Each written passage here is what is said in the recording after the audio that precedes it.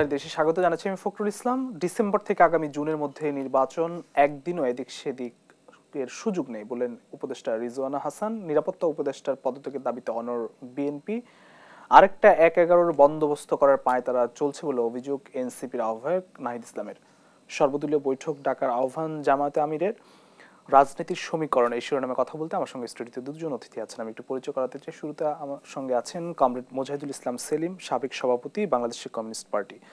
আছেন শামসুজ্জামান দুদু, vice chairman BNP. দুজনকে স্বাগত জানাচ্ছি। আমি প্রথমে কমরেড মোজাহিদুল ইসলাম সেলিম আপনার কাছে আসি। রাজনীতির সমীকরণটা কি সম্প্রতি একটু জটিল হয়ে উঠছে কিনা, আপনার কাছে কি মনে হয়? নাহিদ ইসলাম বলছে যে আরেকটি ১/১১ সৃষ্টির পায় তারা চলছে, এরকম একটা অভিযোগ করছে। অভ্যন্তরীণ রাজনীতিতে আসলে কি ঘটছে এই মুহূর্তে? না, রাজনৈতিক সমীকরণটা আমাদের হিসাব করতে হবে যে এই দেশে ক্রিয়াশীল সক্রিয় জনগণের ভিতরে তাদের প্রভাব এবং কাজকর্ম আছে, সেই শক্তিগুলো এখন কি পজিশন নিচ্ছে। এক ধরনের মেরুকরণ হিসাব করা যায় যে বামপন্থী, মধ্যপন্থী, ডানপন্থী প্রচলিত সমাজ ব্যবস্থা কেউ টিকিয়ে রেখে ওইটার ভিতরেই কিছু ভালো করা যায় কিনা সেটি চেষ্টা করে।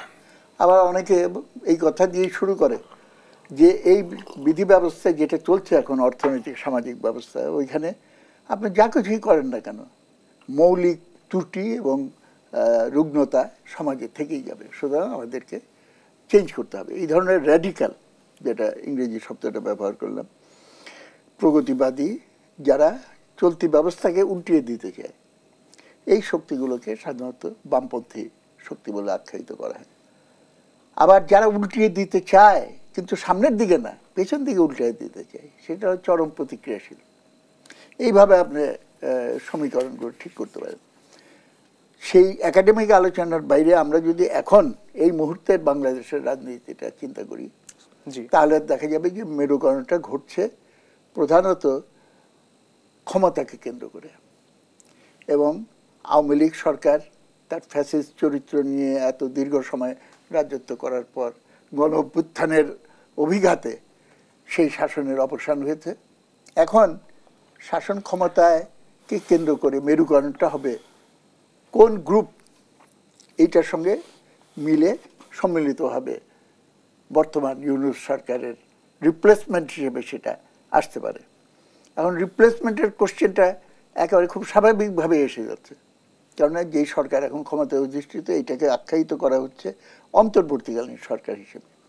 তো অন্তর্বর্তীকালীন সরকার একটা যুক্তিসঙ্গত সময়ের পরে তো অপ্রয়োজনীয় হয়ে যাবে, কারণ সে নিজেই বলছে যে আমি অন্তর্বর্তীকালীন, আমার পরে আর একটা আসলটা আসছে।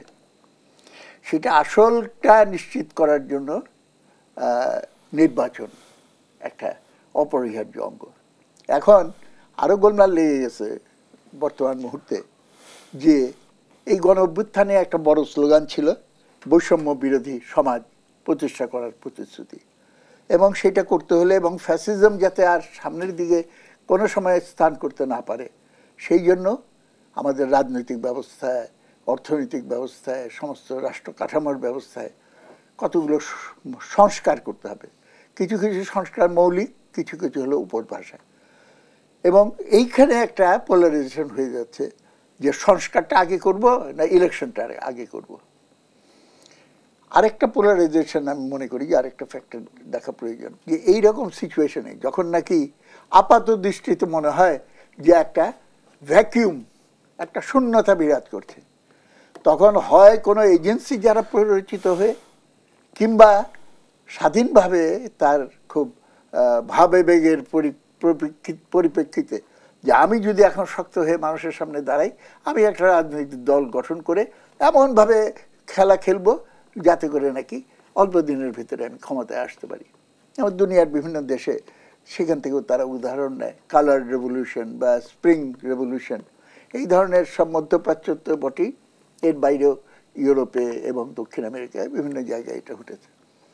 এখন বর্তমানে বাংলাদেশে আরেকটা ইস্যু সামনে আছে, আগেরটার সঙ্গে এটা জড়িত বটে, সেটা হলো কতদিন এই অন্তর্বর্তীকালীন সরকার থাকবে। কেউ কেউ মানুষকে ভুল বোঝানোর চেষ্টা করছে যে পলিটিশিয়ান সব হলো খারাপ, পলিটিশিয়ানদের হাত থেকে যদি আমি পলিটিক্সকে মুক্ত করতে পারি এবং তাদেরকে কোনোভাবেই আমি রাষ্ট্র ক্ষমতায় আসতে দেব না। রাজনীতির বাইরে আমরা হলো সুশীল সমাজ, আমরা চিন্তা করি, ভাবনা করি, অমুক করি, ইন্টেলেকচুয়াল জায়ান্টস।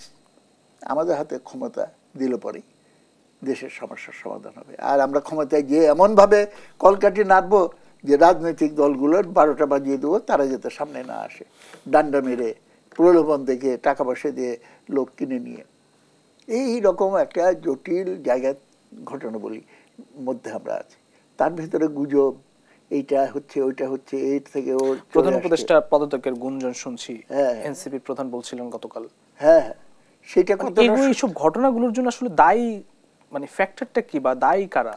আমি বলবো মৌলিক জটিল হয়ে উঠলো কেন? মৌলিক এইটা পুরো ফেনোমেনাটা বুঝতে হলে বুঝতে হবে আমাদের দেশ এমন একটা জায়গা আছে, যখন পুরানো শাসন ব্যবস্থা, পুরানো শোষক তারা দেশ চালাতে পারছে না, কিন্তু একই সঙ্গে এটাও সত্য যে নতুন কোনো শক্তি এটা সঠিকভাবে চালাতে পারবে সেইটারও এখন আবির্ভাব ঘটেনি। সুতরাং কিংবা অনেক সময় এটাও হয় যে আন্তর্জাতিক শক্তি বিশেষ করে সেই কাজটা করে, যে পরিস্থিতির ভেতরে, যেটাকে ইংরেজিতে বললে দাঁড়ায় কন্ট্রোলড ক্যাওস, নিয়ন্ত্রিত নৈরাজ্যের ভিতরে যদি দেশটাকে রাখা যায়, তাহলে অর্থনৈতিকভাবে তো বটেই, সঙ্গে সঙ্গে রাজনৈতিক এবং সামাজিকভাবেও আমার কলকাঠি নেড়ে আমার স্বার্থে সেটাকে পরিচালনা করা খুব সহজ হয়। সব কিছুর অভিজ্ঞতা দেশে, বাংলাদেশে বর্তমানে অনিশ্চয়তার অবস্থা, মানে এখন কি তাই চলছে মনে করছেন? অবশ্যই চলছে বলে আমি মনে করি। এবং এই কথাটা আমি বলতে চাই, মানুষের দুঃখ কষ্ট, আন্দোলন করছে, সংগ্রাম করছে, এইটা যেমন কষ্টকর বা ক্ষতিকর, নেগেটিভ, রাজনৈতিক অনিশ্চয়তা সেটাও কিন্তু মারাত্মক, অর্থনীতির জন্য তো বটেই, এবং মানুষের জনজীবনে স্বস্তি শান্তি সেটা আনার ক্ষেত্রে এইটা একটা বড় রকম প্রবলেম হয়ে যায়। এবং কোনো শক্তি ইচ্ছা করলেও অপরাধমূলক কাজকর্ম থেকে র্যাঙ্ক অ্যান্ড ফাইলকে দূরে রাখতে পারে না এরকম সময়। এই পরিস্থিতি থেকে উত্তরণের উপায় আমি খুঁজবো, আপনার কাছে আমি আবার আসতেছি। আমি একটু জনাব শামসুজ্জামান দুদু আপনার কাছে আসি। নিরাপত্তা উপদেষ্টার পদত্যাগ কেন চাইতে হলো বিএনপির? সরকার বা রাজনীতির অন্দরে এই মুহূর্তে কি চলছে? এই যে গত দুদিনের যেসব ঘটনাগুলো আমরা লক্ষ্য করলাম, প্রধান উপদেষ্টা এনসিপির আহ্বায়ককে বলেছেন তিনি পদত্যাগ করার কথা ভাবছেন, তারপরও বেশ কিছু ঘটনা আপনি নিজেও জানেন, ভেতরে কি চলছে? বিএনপি নিরাপত্তা উপদেষ্টার পদত্যাগ কেন চাইতে হলো? জি, আপনাকে ধন্যবাদ। নিরাপত্তা উপদেষ্টার কথাটা আগে বলি। উনি এমনিতেও বাংলাদেশের সিটিজেন না, ডবল সিটিজেন। বাংলাদেশের সিটিজেনরা আইনগতভাবে আছে, এটা দ্বিতীয় পর্যায়ে উনি নিয়েছেন। উনি নিজেই এমন কিছু উক্তি এবং ধারণার কথা বলেছেন যেটা স্বাধীনতাকে বিপন্ন করে, সার্বভৌমতাকে বিপন্ন করে। যেমন করিডোরের প্রসঙ্গটি, মানবিক করিডোরের ওনারই ধারণার থেকে আসছে। উনি বন্দর, যেটি চট্টগ্রামে আমাদের সম্পদ, সেই কথাটাও তিনি বলেছেন, তার সঙ্গে প্রধান উপদেষ্টাও ব্যাখ্যা করেছেন। এবং এত বড় দুটি সিদ্ধান্ত মিস্টার নিরাপত্তা উপদেষ্টা একে নির্দ্বিধায় বলেছে কারোর সঙ্গে আলোচনার প্রয়োজন নাই। যখন চাপাচাপি এবং বিভিন্ন ধরনের কথাবার্তা শুরু হয়েছে তখন তিনি বলছেন এটা তো আলোচনাই হয় নাই। আমার কাছে মনে হয়েছে এরকম হালকা মেজাজের, হালকা বক্তব্য, হালকা ভাবনার লক্ষ্যে জাতীয় নিরাপত্তা প্রদান করা এবং একজন আমেরিকানকে জাতীয় নিরাপত্তা প্রদান করা, আমেরিকার থেকে ডেকে এনে এই জায়গায় বসানো, সরকারের জন্য শুধু বলবো না, দেশের জন্য চরম বিপজ্জনক। মূল কথাটা হচ্ছে তিনি বাংলাদেশের সঙ্গে কতটা আছেন, কতটা সম্পৃক্ত। যে ব্যক্তিটি এখানে থাকেই না, সে বাংলাদেশের নিরাপত্তা প্রধান অপেক্ষক, তার কাছে সেনাবাহিনী থেকে শুরু করে আমাদের জাতীয় গুরুত্বপূর্ণ সমস্ত নথি এবং দলিল তার কাছে যাবে বা তার বিবেচনায় রাখা হবে, এটা আমার কাছে মনে হয় খুবই বিপজ্জনক। সেখানে সেই জায়গা থেকে বলা হয়েছে যে তাকে অপসারণ করা খুব জরুরি। তার বক্তব্য, তার ভাবনা, তার উত্থাপন প্রসঙ্গ, এইগুলো নিয়ে স্পষ্ট করে বলা হয়েছে। ক্লিয়ার। 2 নম্বর হচ্ছে যেটি সরকারের মধ্যে কি ঘটছে। ডক্টর ইউনূস শুরুতে যেমন বলেছেন, তাকে বসিয়েছে শিক্ষার্থীরা, এবং এই শিক্ষার্থীদের কথা প্রসঙ্গে তিনি বিদেশি কাগজের সঙ্গে বলেছেন যে শিক্ষার্থীরা যে পরিবর্তনের নেতৃত্ব দিয়েছে, আমাকে বসিয়েছে তাদের স্বপ্নগুলো বাস্তবায়নের জন্য একটি রাজনৈতিক দল তারা গঠন করতে পারে, সংগঠন করতে পারে। এবং এই কথার প্রেক্ষিতেই একটি রাজনৈতিক দল শিক্ষার্থীরা, যার প্রধান হচ্ছে 26 বয়সের একজন তরুণ, তাকে ডেকে নিয়ে বা সে নিজে উদ্যোগী হয়ে তার গুরুর কাছে তিনি গিয়েছিলেন। তো বোঝা যাচ্ছে তার পার্টি, নতুন গঠিত পার্টি এনসিপি, আর তার প্রধান হিসাবে তিনি তার কি বলবো এটাকে থিঙ্কার, পরামর্শক, যেভাবে বলি না কেন, তার কাছে গিয়েছিলেন। তো গুরু এবং শিষ্য প্রমাণ করেছে একে অপরের জন্য আছে। পদত্যাগের কথাটা তিনি সাংবাদিক সম্মেলন করেও বলতে পারতেন, তার মুখপত্র বলতে পারতেন। একজন পার্টি প্রধান এসে এই কথা বলতে পারে না, যখন বলে তখন বুঝতে হবে বিশেষ সম্পর্ক আছে। অর্থাৎ যেই জায়গাটায় তাকে আমরা বসিয়েছিলাম, যদিও তিনি রাজনীতির লোক না, পুরোপুরি ব্যবসায়, পুরোপুরি দেশ এবং বিদেশের সামাজিক ব্যবসার কথা তিনি প্রচার করছেন। তিনি প্রফিট ছাড়া আর কিছু মানেন, যারা ব্যবসাদার, এটা স্বাভাবিক। সেই লোকটাকে, যার সঙ্গে কখনোই রাজনীতির কোনো সম্পর্ক ছিল না, তিনি সেই রাজনীতির শীর্ষস্থানে বসেছেন। সবকিছু হয়েছে, তার মেডিকেল কলেজ নিয়েছে, তার ইউনিভার্সিটি নিয়েছেন, তার ব্যবসায়ী প্রতিষ্ঠানে 6 বছর কর দেবেন না, আদালতের মাধ্যমে এটা করেছেন, আরো আরো অনেক কিছু নিয়েছেন। কিন্তু ইলেকশন কবে হবে, কোন মাসে হবে, কোন বছরে হবে, যার প্রধান কাজটা ছিল বাংলাদেশে স্বৈরতন্ত্র থেকে উত্তরণ, গণতন্ত্রের উত্তরণের মূল নিয়ামক শক্তি বা নেতৃত্ব তিনি দিবেন। তার একজন উপদেষ্টা আজকেও বলেছেন, যিনি আবার এর আগে ব্যাখ্যা করেছিলেন, এই একটা মহিলা উপদেষ্টা, পরিবেশবাদী। তো উনি রেজওয়ানা, মিসেস রেজওয়ানা, একসময় বলেছিলেন যে 53 বছরে কোনো রাজনীতিবিদরা বাংলাদেশে কি করেছেন। এমন একজন মহিলা আবার আজকে বলেছেন, মানে ডিসেম্বর থেকে জুন, নট মে থেকে ডিসেম্বর না, ডিসেম্বর থেকে জুনের একদিন এদিক ওদিক হবে না নির্বাচনের।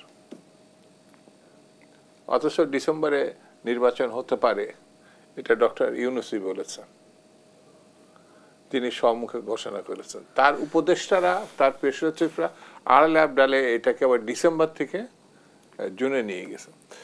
এই যে ভিতরে আভ্যন্তরীণ ক্ষমতার যে আঁকড়ে থাকার প্রবণতা, আমার কাছে যেটা মনে হয়েছে সেটা বিপজ্জনক। এবং তারই ঘটনাগুলো, যেখানে আমি সেনাবাহিনী প্রধানকে ধন্যবাদ দিতে চাই, তার কাছে কেউ আমরা নির্বাচন প্রত্যাশা করি নাই, গণতন্ত্র প্রত্যাশা করি নাই, রাজনীতি প্রত্যাশা করি না, এটা স্বাভাবিক। কিন্তু তিনি প্রথম সরকার পরিবর্তনের পরে, সরকার পরিবর্তনে তার একটা ভূমিকা ছিল এবং সেটা অভিনন্দনযোগ্য। এবং এই 2-3 মাসের মধ্যেই উনি বলেছিলেন প্রথম যে 25শে ডিসেম্বরের মধ্যে নির্বাচন হওয়া উচিত, মানে হবে। তখন এই নিয়ে বেশ উপদেষ্টা মণ্ডলীদের ভিতরে টানা আসা হয়েছিল যে প্রধান কথাটা প্রধান উপদেষ্টাই বলবেন। তারপর ডক্টর আসিফ নজরুল বলেছেন, পরের দিন আসিফ নজরুল একই কথা বলছিলেন এবং সরিয়ে গিয়ে বলেছিলেন যে উনিই বলবেন। শিক্ষা উপদেষ্টা বলেছিলেন এই বছরের মধ্যেই আমরা একটি নতুন পরিবর্তন লক্ষ্য করব শেষের দিকে, তার মানে নির্বাচনের দিকে যাব, নতুন সরকার আসবে। পরে তার কথাটা অন্যজন ব্যাখ্যা করেছেন, না উনি বলার কেউ না, ডক্টর ইউনূসই বলবেন। ইউনূস বলেছিলেন ডিসেম্বরে। তো সেনাপ্রধান ইউনূসের অনেক আগে এই হিসাবটা জাতিকে দিয়েছিলেন, কিন্তু ওই যে একজন পরিবেশবাদী উপদেষ্টা, তিনি এটাকে আবার জুনে নিয়ে গেছেন। এই যে আভ্যন্তরীণ ক্ষমতা আঁকড়ে থাকার, আমি যেটা শুরুতেই বললাম যে প্রবণতা, সেই প্রবণতায় সবকিছুর মধ্যে এক ধরনের অচল অবস্থা তৈরি করছে। আমি ব্যক্তিগতভাবে মনে করি, আমার দলও মনে করি, সংকটকে কমানোর জন্যে দ্রুত নির্বাচন, সেই নির্বাচনকে ভালো করার জন্য যতটুকু সংস্কার দরকার সেই সংস্কারগুলো করা জরুরি। আমি সংকট উত্তরণের জায়গায় আপনার কাছে আসবো। একটি বিরতি থেকে ফিরে এসে প্রিয় দর্শক, সপ্তাহের দেশে নিচ্ছি একটি ছোট্ট বিরতি, ফিরছি একটু পর, সঙ্গে থাকবেন। সপ্তাহের দেশে আরো একবার স্বাগত জানাচ্ছি। আমি কমরেড মোজাহিদুল ইসলাম সেলিম। আপনার কাছে আসি, যে রাজনৈতিক দলগুলো জুলাই অগাস্টে কাঁধে কাঁধ মিলিয়ে অভ্যুত্থানে অংশ নিয়েছে, এত বড় একটা অভ্যুত্থান ঘটিয়েছে 16 বছরের একটি ফ্যাসিজমের বিরুদ্ধে, সেই রাজনৈতিক দলগুলোর মধ্যে বা সেসব নেতাদের মধ্যে এখন কি দ্বন্দ্ব, কাদা ছোড়াছুড়ি এগুলো কি প্রকট হয়ে উঠছে, সেটি দেখছেন? অবশ্যই কিছুটা হচ্ছে, এবং এটা যে হবে না যারা মনে করে তারা বাস্তববাদী না। সমাজ হলো শ্রেণী বিভক্ত সমাজ, স্বার্থের দ্বন্দ্ব আছে, এবং একই স্বার্থের একই শ্রেণীভুক্ত একটা শক্তি একটা বিশেষ অবস্থায় আভ্যন্তরীণ দ্বন্দ্বে তারা কিন্তু নাজেহাল হয়ে যায়, শক্তিহীন হয়ে যায়। এমনটি কেন হলো? না, এটা স্বাভাবিক। আমি বলছি, দায়টা কেউ যদি আশা করে থাকে যে এখন সবাই একই সুরে কথা বলবে, সবাই বলবে যে সমাজতন্ত্র চাই, সবাই বলবে ইসলামিক শাসন চাই, তো এটা তো হবে না। এক একজনের এক একটা আইডিয়া। ওর জন্য আমি যখন বলি যে প্লুরালিস্টিক ডেমোক্রেসি দরকার, বহুমত এখানে থাকবে এবং বহুমত শান্তিপূর্ণভাবে সামনে অগ্রসর হবে। কোন মতটা অনুযায়ী দেশ চলবে, it will be decided by the people. এইটা না করে আমি যদি বলতে চাই হ্যাঁ খবরদার এক ভাষায় কথা বলবে, একটাই, এটা অসম্ভব। এবং তারা বাস্তববাদী না, ইতিহাসও বুঝে না, সমাজটাকেও বোঝে না।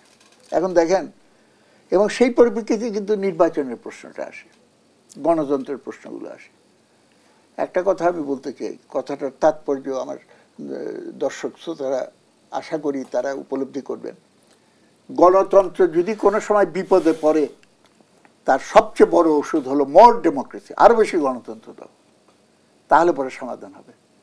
আপনি গণতন্ত্রের স্বল্পতা বা দৈন্য দশা সেটাকে যদি ট্রিট করেন, যেইটুক গণতন্ত্র আছে সেটাকে কেড়ে নেওয়ার ভেতর দিয়ে সর্বনাশ হয়ে যাবে। ইতিহাস আমাদেরকে এই শিক্ষা দেয়।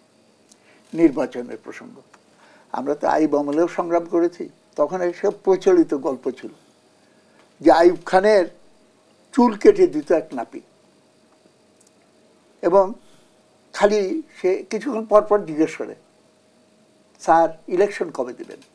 এই চুল কাটো। ইলেকশন কবে দেবেন? এই চুল কাটো। তখন জিজ্ঞেস করছে যে তুমি বারবার খালি ইলেকশনের কথা কেন বলো?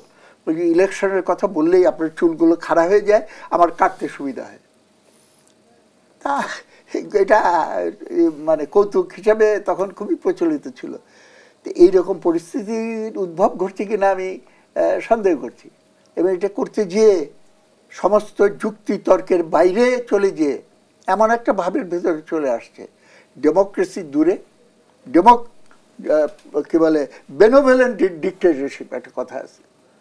ডিক্টেটরশিপ খুবই ভালো, কিন্তু এটা জনগণের বিরুদ্ধে না, যে এটা যে জনগণের কল্যাণে হয়, সেই ব্যবস্থায় আমরা করতে গিয়ে এই ধরনের মৌলিক দৃষ্টিভঙ্গিগত ত্রুটি বিচ্যুতি, সেইগুলো তো আমাদের ভালো করে এইটা করতে হবে। এবং নিরাপত্তা উপদেষ্টা সম্পর্কে বলা হলো, হয় উনার মুখ থেকে কিংবা ডক্টর ইউনূসের মুখ থেকে আমি শুনলাম যে চট্টগ্রাম বন্দরকে একটা বিদেশি কোম্পানির কাছে তার দেখভালের জন্য ব্যবস্থা করে দেওয়া উচিত। এইটার পক্ষে যুক্তি দিয়ে বলা হলো খুবই দক্ষ এরা, এর চেয়ে দক্ষ আর কেউ নাই, সুতরাং এই দক্ষদের তাড়াতাড়ি ওদের হাতে দিয়ে দাও, তাহলে আমাদের দেশের উপকার হবে। আমি সবিনয়ে বলতে চাই, যে কথা ওনারা এইটার ভেতর দিয়ে যুক্তি দিচ্ছেন, সেই যুক্তিতে কিন্তু যে কেউ বলতে পারে যে সরকার পরিচালনায় আমরা খুব অদক্ষতা দেখাচ্ছি। সব বিদেশি কোনো কোম্পানিকে সরকার চালানোর জন্য আমরা যদি টেন্ডার দিয়ে আহ্বান করে এটা করে দিই, তাহলে পরে সেটা আরো ভালো হবে। কিন্তু যখন নিজেদের অবস্থার উপরে আঘাত আসবে, সেই তখন তো তাদের এইসব যুক্তি আর থাকে না। সুতরাং অযৌক্তিক কতগুলো কথা বলে আগে টার্গেট ঠিক করে যে এটা করতে হবে, এইটার জন্য যুক্তি সাজাও, যুক্তি অনুযায়ী তোমার টার্গেট নির্ধারণ করতে হবে, এইটার ভেতরে তো কমই যাওয়ার লক্ষণ আমরা দেখতে পাই। ধন্যবাদ। আমি জনাব শামসুজ্জামান দুদু আপনার কাছে আসি। আপনারা যারা আসলে বিএনপি সহ আরো সেই সময় বিগত সময়ের যে দল, রাজনৈতিক বিরোধী রাজনৈতিক দলগুলো একসাথে আসলে আন্দোলন করেছেন, এখন দ্বন্দ্ব সংকট সবই বাড়ছে বলে মনে হচ্ছে? না না, কাদা ছোড়াছুড়ি নেই, না না, কোনো কাদা ছোড়াছুড়িও নাই, দ্বন্দ্বও নাই। যেটা সেলিম ভাই বললেন, যেমন এনসিপি বলছে আপনারা বারবার নির্বাচন কেন চান বা নির্বাচন চাচ্ছেন, হ্যাঁ, স্বাভাবিক। সংস্কার চান না। যেমন একজন মানে আমি যে ধর্মীয় বিবেচনাতেও নিয়ে আসি, তো মুসলিম, বৌদ্ধ, খ্রিস্টান, হিন্দু এদের খাদ্য একই না, এটা নিয়ে উদ্বিগ্ন হওয়ার কিছু নাই। যখন এটাকে আমার খাদ্য ছাড়া অন্য খাদ্যের দিকে নজর দিব তখন বিপদ, বিশৃঙ্খলা তখন আসবে। তো এনসিপি আদতে কি চায়, কি রাজনীতি, কি পরিকল্পনা, কি কর্মসূচি তারা এখনো পর্যন্ত প্রকাশ করে নাই। কিন্তু তারা নির্বাচনে মানে জাতীয় নির্বাচন, জাতীয় সংসদ নির্বাচন এ ব্যাপারে তাদের একটা রিজার্ভেশন, তো এটা এখন হওয়ার দরকার নাই। এটা আমি যদি বুঝতে ভুল না করে থাকি। তা আমরা আগাগোড়াই মনে করি একের শুরু থেকে, যেটা সেলিম ভাইও বললেন, যে সেটি হচ্ছে পিপুলসের ম্যান্ডেটটা নেওয়া, অর্থাৎ সাধারণ নির্বাচনের দিকে। যেটা গত সরকার, যেটা পতিত সরকার শেখ হাসিনা যেটা তিনটা টার্ম ক্ষমতায় ছিলেন, সেখানে ইলেকশনের কথা তিনি বলেছেন যে আমাকে তো জনগণই ভোট দিয়েছে, তাহলে আমি কেন ক্ষমতার দিকে যাব। কিন্তু এই নির্বাচন কতটা জালিয়াতি সেও জানে, দেশবাসী জানে, বিশ্ববাসীও জানে, এবং যে কারণে তাকে পালাতে হয়েছে। উনি কোনো কারণে যদি একটা নির্বাচনও ভালো করতেন, হয়তো না পরাজিত হলে উনি হয়তো বিরোধী আসনে বসতেন। এইভাবে তো নাজেহাল হতেন না, এইভাবে অপমানজনকভাবে তার পালাতে হতো না। তার দল, তার সরকার, তার লোকজনের কি পরিণতি। এটা যদি তারা আবার বাংলাদেশের মানুষকে দোষারোপ করে, এটা আবার অন্যায় হবে। এই পরিণতির জন্য শেখ হাসিনা, তার দল, তার রাজনীতি, তার আশেপাশের যে গোষ্ঠী তারাই দায়ী। সেই জন্য আমরা শুরু থেকে বলে এসছি, এখনো বলছি। কিন্তু সরকার সব কিছু করছে। আমি একটু আগেই ব্যাখ্যা দিলাম যে আমার ডক্টর ইউনূস সহ যদি আপনি খোঁজখবর ভালো করে করেন, তারা তাদের ব্যবসা, এনজিও, যার যার যেটা কাজে, এইগুলো খুব দ্রুতলয়ে তারা সিদ্ধান্ত নিয়েছেন এবং তাদের পক্ষে তারা কাজ করেছেন। কিন্তু জাতীয় ক্ষেত্রে যেটা প্রয়োজন ছিল, আপনি গত ঈদেও আপনি দেখেন না, এই 2 মাস আগে শ্রমিকদেরকে আপনি পাওনা আদৌ কিছু দিচ্ছেন কিনা। মানে নিম্ন যে পয়সাটা তাদের প্রয়োজন, তার ধারে কাছেও তারা ছিল না। আবার একটা কিন্তু সপ্তাহ 1.5 পরে আরেকটি উৎসবের সময় আসছে, সেই জায়গাটাও সরকারের কোনো বিবেচনা আছে কিনা। এখন এইটা নিয়ে যদি শ্রমিকরা রাস্তায় নামে, অর্থাৎ যেমন কোর্টের প্রসঙ্গে কোর্ট রায় দেওয়ার পরও ইসরাকের শপথ পড়ানো হয়নি, আলাদা আলাদা যুক্তি তুলে ধরা হয়েছে। সে যখন দাবি নিয়ে রাস্তায় নামলো এবং কোর্ট পূর্ণবার একটা রায় তার পক্ষেই বলল, তখনও পর্যন্ত সে ইসরাকের এবং রাস্তা কেন বন্ধ হলো। যদিও ইসরাককে আমি ধন্যবাদ দিই, দুঃখ প্রকাশ করছে, মানুষের কষ্ট হয়েছে, কিন্তু কোন আন্দোলনে মানুষের কষ্টটা হয়নি।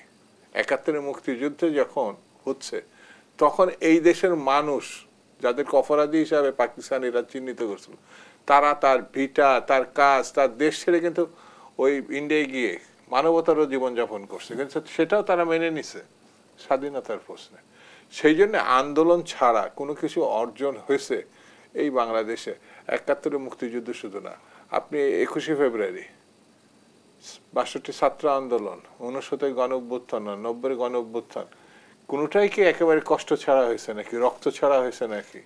সেই জন্য আমার কাছে যে বিষয়টা যে আলাদা আলাদা করে এটাকে যে বক্তব্য, জামাত ইসলামের তো আলাদা একটা রাজনীতি আছে, কমিউনিস্ট পার্টিগুলোর একটা সমাজতান্ত্রিক ভিত্তিক রাজনীতি আছে, শ্রেণী ভিত্তিক রাজনীতি আছে, বিএনপির একটা মধ্যপন্থা গণতান্ত্রিক একটা রাজনীতি তারা বলবে।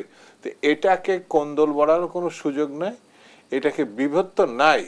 আমি মনে করি এরা এখন সামগ্রিকভাবে সামনের দিকে নির্বাচনের মুখী যদি আমরা করতে পারি, তাহলে জনগণ কাকে সমর্থনটা দিবে এবং বেছে নিবে, সেটি হচ্ছে একটা দেখার বিষয়। অর্থাৎ ভিন্ন মত, ভিন্ন পথ, এটা গণতন্ত্রের একটি সৌন্দর্য। অসংখ্য ধন্যবাদ। আমি একটু বিরতি থেকে ফিরে আবার আলোচনা ফিরতে চাই। প্রিয় দর্শক, সপ্তাহের দেশে নিচে আরো একটি বিরতি, ফিরছি একটু পর, সঙ্গেই থাকবেন। সপ্তাহের দেশে আরো একবার স্বাগত জানাচ্ছি। আমি একদম শেষ পর্যায়ে চলে আসছি। কমরেড মোজাহিদুল ইসলাম সেলিম, আপনার কাছে প্রশ্ন হচ্ছে, বিএনপি বলছে যে ডিসেম্বর ধরেই নির্বাচনের রোডম্যাপ ঘোষণা করুন, সরকার প্রতি আহ্বান জানিয়েছেন, অন্যথা সরকারের প্রতি সহযোগিতা করা কঠিন হয়ে যাবে। সরকার রোডম্যাপ তো অনেকদিন ধরে আপনারাও বলছেন, অনেক রাজনৈতিক দল বলছে রোডম্যাপ ঘোষণা করতে আসলে অসুবিধা কোথায়? আমি তো কোনো অসুবিধা দেখি না, এবং অভিজ্ঞতার আলোকে বলছি। এরশাদের বিরুদ্ধে যখন আন্দোলন হলো, এরশাদের পতনের পর একটা অন্তর্বর্তীকালীন সরকার হয়েছিল শাহাবুদ্দিন সাহেবকে সামনে রেখে।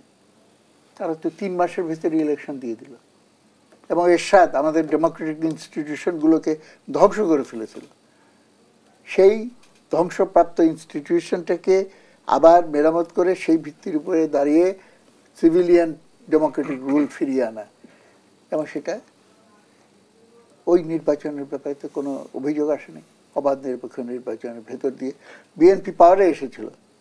আওয়ামী লীগের নেতৃবৃন্দ খুবই অসন্তুষ্ট হয়েছিল, এবং এমন অসন্তুষ্ট যে ওই ইলেকশন রেজাল্টের কয়েকদিন পরেই দাঙ্গা লেগে গেল।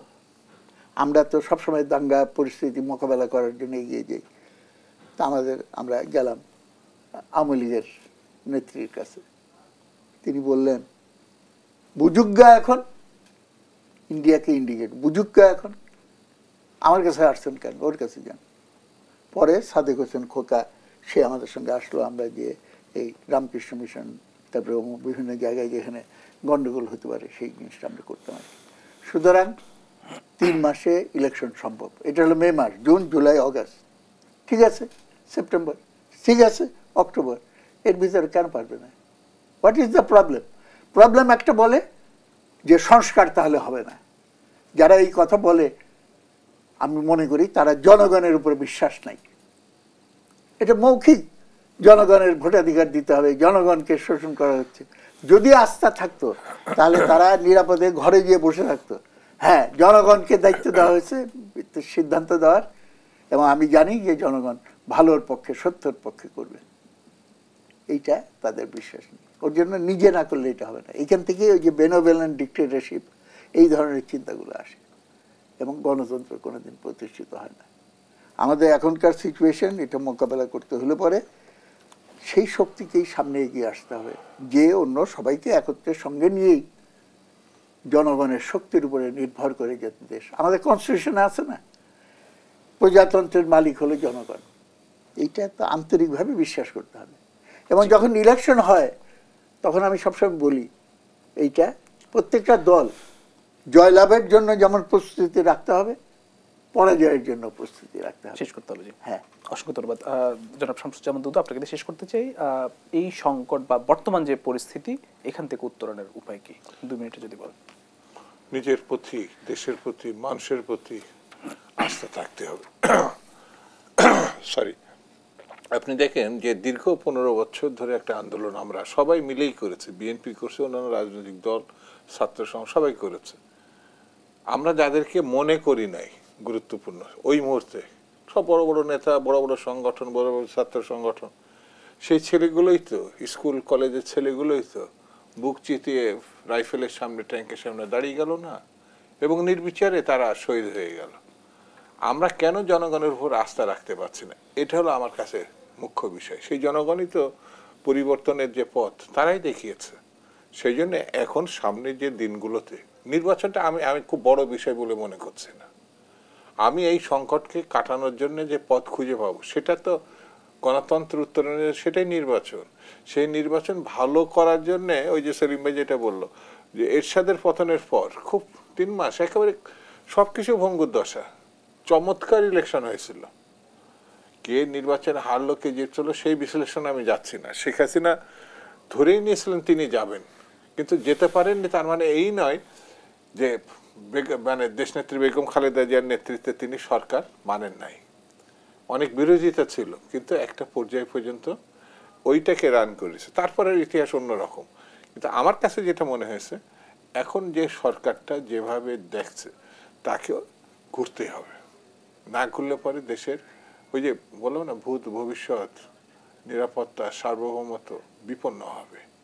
আমাদের জনগণের উপরে যদি আমরা আস্থা না রাখি, বিশ্বাস না রাখি, তাহলে আমাদের অনেক বড় ধরনের ক্ষতি হয়ে যেতে পারে। অসংখ্য ধন্যবাদ জনাব শামসুজ্জামান দুদু এবং কমরেড মোজাহিদুল ইসলাম সেলিম, দুজনকে আবারও ধন্যবাদ জানাচ্ছি। প্রিয় দর্শক, সপ্তাহের সাথে এখানে শেষ করছি। আবারও দেখা হবে আগামী সপ্তাহে একই সময় অন্য কোনো অতিথি নিয়ে। সে পর্যন্ত সবাই ভালো থাকবেন, সুস্থ থাকবেন। শুভরাত্রি।